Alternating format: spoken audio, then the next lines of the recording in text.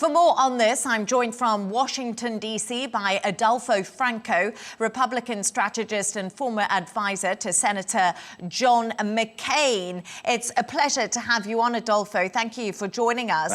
Thank you. Pleasure. Benjamin Netanyahu has always preparing to leave Washington, D.C. without a ceasefire deal and a victory lap with President Donald Trump. Adolfo, what has gone so wrong behind the scenes after so much optimism ahead of Netanyahu's trip? Well, a couple of things. First of all, that reporting was excellent by your correspondent and consistent with what my White House sources tell me. There is disappointment, but there's also optimism.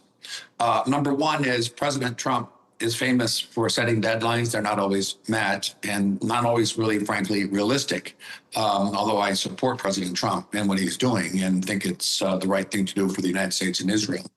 The thing is, President Trump wanted a ceasefire agreement this week. It still might happen, but there are some serious issues that Israel has, and about Israel will not budge.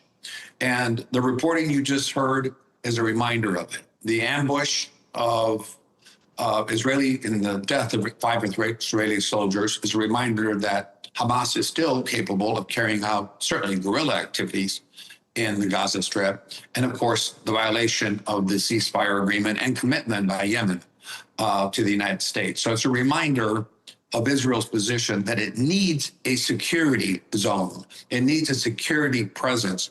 The prime minister said it publicly before he had dinner with President Trump. Israel will not fully withdraw.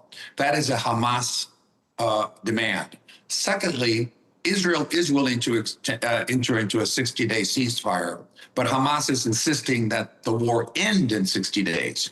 It's not semantics. This would be the second ceasefire. The first was 57 days. The idea behind what Israel wants is 60 days and possible extensions to negotiate what is a post-conflict Gaza look like. Hamas wants in 60 days to conclude the so-called war. And there's where the impasses lie.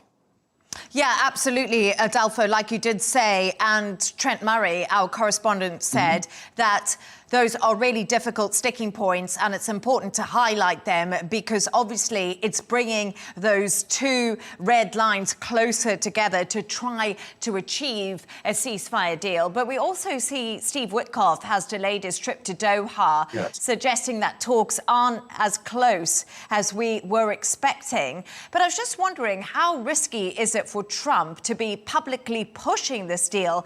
And he actually has failed to deliver results. And I was speaking about the Russia-Ukrainian situation earlier, and it seems to me that Donald Trump is doing a lot of negotiating, but he's not getting any wins.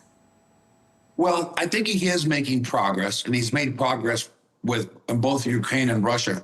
I have to remember that there was no discussion, meaningful discussions before he became president. But Adolfo, sorry to interrupt you. Yes, he's making progress, but people are still dying. People are dying in Russia and Ukraine. Yes. Many people are still dying within Gaza. So the talks are all good, but blood's still being shed.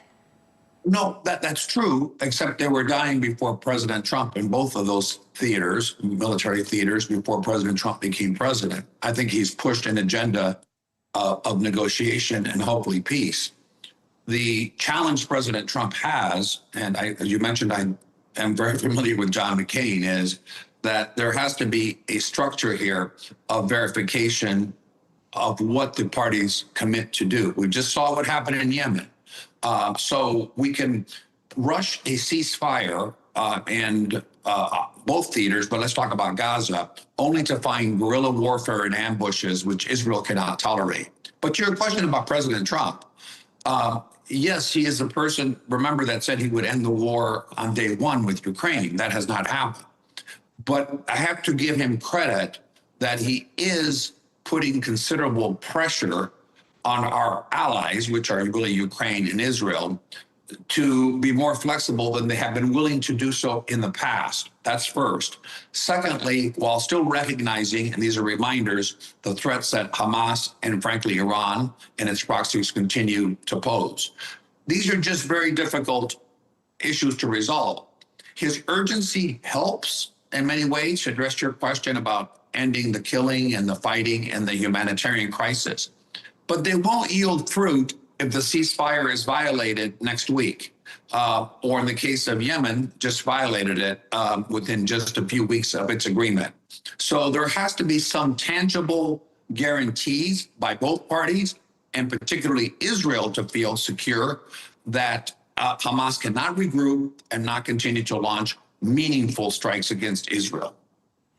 And I just want to go to another topic, if I can, Adolfo, and ask you a little bit about there's growing outrage among some MAGA supporters, and this all seems to be over Trump's decision not to release the Epstein files, with Elon Musk alleging Steve Bannon is on this list.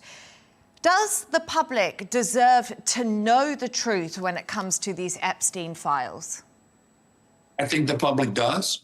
And I do think that is a challenge for the administration. Keep in mind that the two individuals that have reviewed this at the highest level are the director of the FBI, Kash Patel, and Deputy Director Banjani. And both of them in the past had alleged that Epstein had actually not committed suicide, and now they're saying he did when they're in positions of power. So that's why the suspicions are quite raised with the MAGA movement.